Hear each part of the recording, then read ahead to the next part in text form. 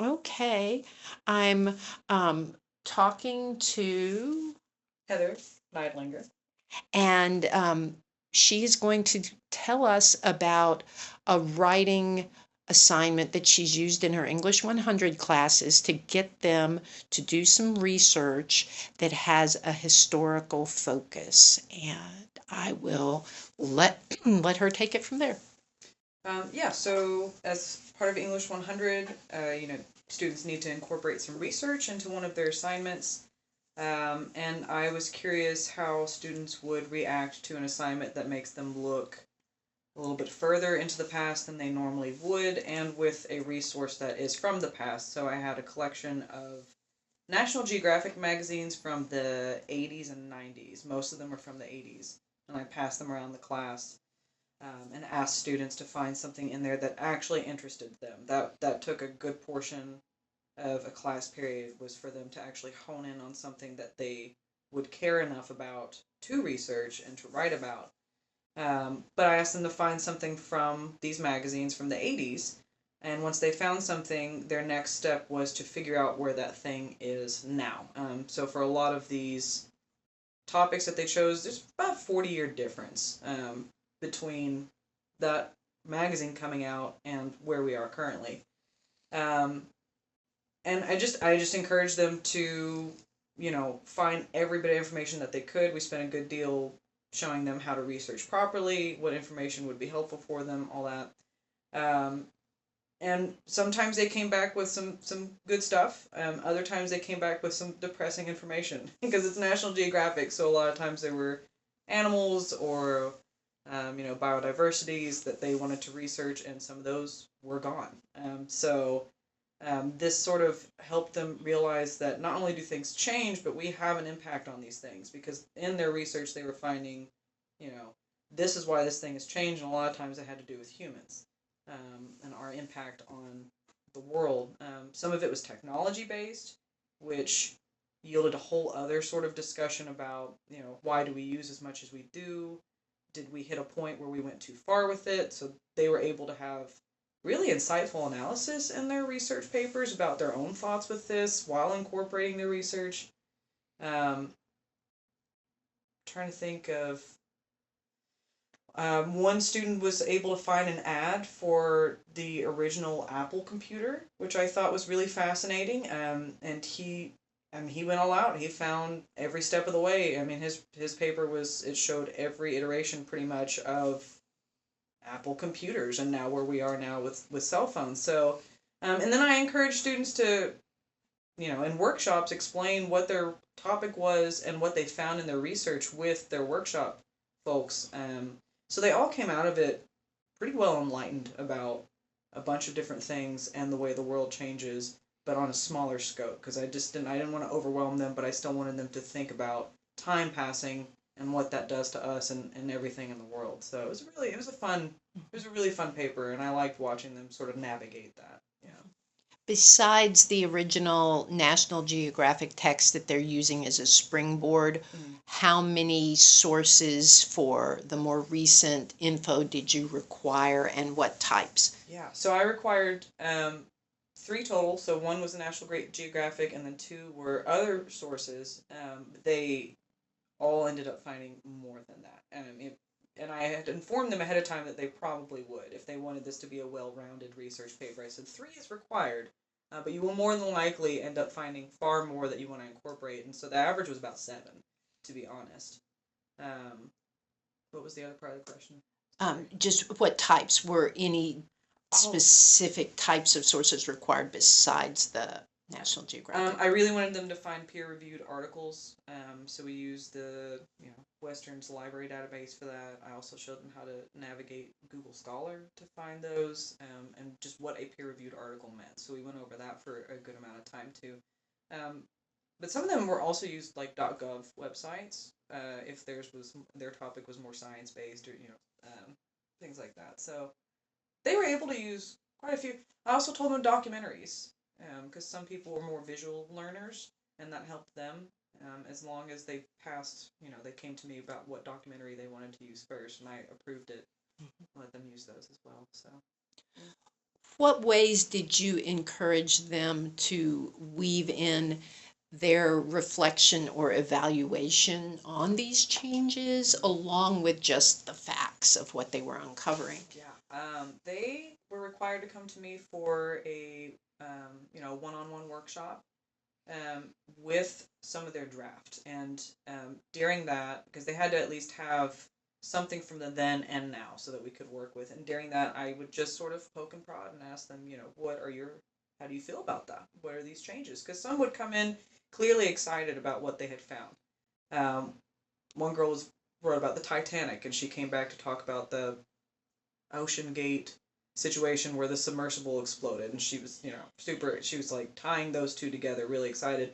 Others would come in a little down about what they had found, so I would ask them what their thoughts were on this and why they were feeling the way that they were about their topics and what they had found. And once they sort of expressed it, I said, well, you can absolutely incorporate that in your paper in the exact way that you just said it, because they seemed to be able to say things just fine, but then when it came to writing it, they couldn't put two and two together. So I just said, say it out loud first and then write it down. So it was really just that. It was just interviewing them for the most part on it.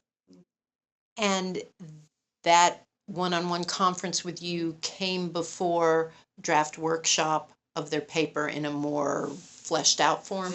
Yeah, so they would come with just like a bare bones to the one-on-ones with me. Then I can ask them about their emotional thoughts, and then we would have in-class workshops a little bit later on when they had a more fully fleshed draft. So yeah. Any other tips about the way you structured the assignment, or it's maybe some in-class activities that you felt like really helped it work well? Um, well, we do in-class writing just about every day. I would give them a prompt. Sometimes it was goofy, sometimes it wasn't. But their first essay was an odd object essay. That was a personal narrative. But I asked them to bring in something or to write about something from their childhood that they still have that sort of helped them shape the way that they are, but also to think about where that object came from. So for most of the class, a lot of what I asked them to write about was things from the past, how it's helped shape you or the world around you, and where that thing or this area whatever came from. So almost all of their assignments were geared in a very similar way, because they seemed to really grasp onto that. They kind of like the idea of thinking about, Yeah. then and now, and how that impacts them. So yeah. Nostalgic reflection Yeah. was a good vibe for many of your Yes. assignments. Yeah, exactly. And they Yeah. loved it. They really, I mean, they did. They latched onto it, so it was fun. Yeah, I think this would be a good juncture at which to segue to the whole issue of AI, because I would think that having that personal connection and having to weave in some reflection on something that was personal to you is something that teachers frequently think of as an AI thwarter, or and making an assignment somewhat AI resistant. How did you find that working with the odd object essay, but also with the history essay? And then what were some problems? Because I know in the spring version of your class, the research paper on the National Geographic thing did turn into, it wasn't the assignment itself, I think it was the AI moment that yielded some less human writing. Yeah. For the odd object essay, that it was almost impossible for them to use AI, because I would say this cannot be written in just a normal essay fashion. I want you to think about the object that you're writing about and find a structure that works with it. So, um, one girl wrote about a teddy bear that she had when she was a child, and how each body part was its own section of an essay, and she was able to sort of, I don't know, go back and forth between these body parts and then build a larger picture. Just that was just an example of it, because it wasn't just what they were writing about. I asked them to think about structure very seriously when it came to their writing. So that not only made it to where it would be really obvious if AI had done that, but it was almost like they enjoyed that more because there wasn't a set structure that they had to follow. so you could kind of see how each person thought with that. So that one wasn't hard. I really don't think I had a single person use AI for that one. Um, National Geographic, again, it would be really obvious if AI did it, and that's what ended up happening in the spring. It was so obvious when I came across them that um, there was no argument. I would just say, I know you didn't write this. Can we talk about some of the issues that you had? And they didn't even try and dispute it. But um, yeah, that first semester, I don't know what it was. They just really latched on to the idea. They thoroughly enjoyed it. I think it was just a mixture of the one-on-ones, because that's a lot of things that I've gotten feedback on from them, was that they liked those and they thought that it helped. And I will say I probably had less students show up for one-on-ones in the spring semester. They just didn't show up to some of them. So I'm wondering if that had something to do with it as well. But Or maybe if AI could have had something to do with it, if they felt like, I've got this, or yeah, AI's got this for me, and I don't want to have this yeah, interaction exactly. because. Yeah, I'm wondering which comes first in that. But I mean, they quickly, and after the research essay, there were no AI papers after that. Because we had a pretty big conversation about it, but they just, I think they thought that it wasn't noticeable, like they wouldn't get caught, and that our eyes aren't trained towards it at this point, which was a big wake up call for a lot of them, because some of them even said to me, "I didn't know that you could tell," and I thought, Mhm. well, you've already written a personal narrative for me, and this sounds nothing like your personal narrative. It sounds nothing like your voice, because that was another thing that we really worked on pretty heavily, was what does your writing voice sound like? How do we make that come out in all sorts of different types of essays?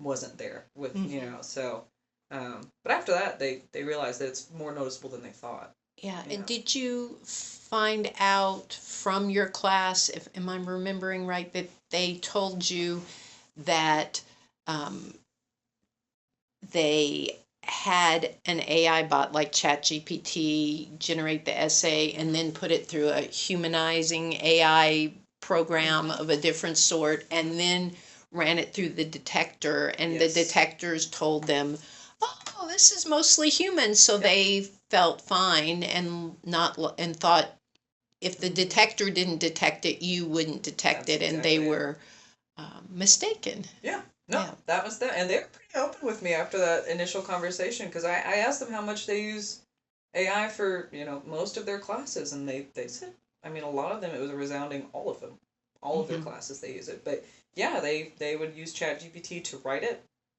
put it through another program that made it, their thing was, it needs to sound more like a college student wrote this, so Hmm. less eloquent, I guess. And then yeah, they would check to see if AI could then pick up how much it was written by AI, which was, and it still reads like AI. It doesn't matter. So that was a Hmm. good wake up call for them. I thought that was interesting, in just the little bit that I've experimented with ChatGPT and then the AI humanizer apps. The It still, after it went through the humanizer and the detectors would say, "This is not AI, Mm-hmm. mostly human." Um, it still seemed very AI to me. It Yeah. seemed very artificial, maybe a little less concise, maybe avoiding a few words that the algorithm is supposed to pick up on Mm-hmm. Mm-hmm. to detect AI, but I didn't think it was very good at humanizing things. Mm-hmm. There was another question. I was gonna ask. Oh, because I know teachers are trying to figure out how um, to deal with AI infractions when they happen. Did you say that you told folks, okay, if you fess up, I'm giving you an F for the paper, but not the Mm-hmm. whole course? Mm-hmm. And then they were able Yeah. to um, come back in their final paper, and most of them pass? Yes, most of them passed. That's exactly what I did. I offered them the chance to, and that brought. And I will say there were a couple of people that came up to me that I had not initially suspected, and admitted to using AI, but they said that they used it as a grammar checker. Um, and they would just run it through to fix like punctuation and like find where they've forgotten to capitalize things, or they Mm-hmm. would fix, and I thought, okay, that makes sense because this did sound like a college student Yeah. wrote it. But they still used it in some sense as a tool, which is like a weird line of what is acceptable, what is not Mm-hmm. acceptable. But So did you fail those? I did.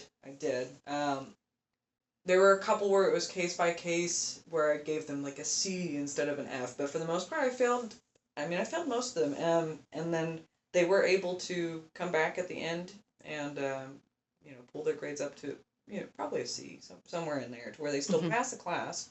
Mm-hmm. But hopefully they learned a valuable lesson Mm-hmm. and not using AI. But About what percentage of the class did you find had used AI on that research oh assignment? gosh, one of my classes, it was probably 40% of them had used it on that research paper. The other class, not it maybe four of them did, but there one of my classes, it was heavy AI use, and it was also the class that had the worst attendance.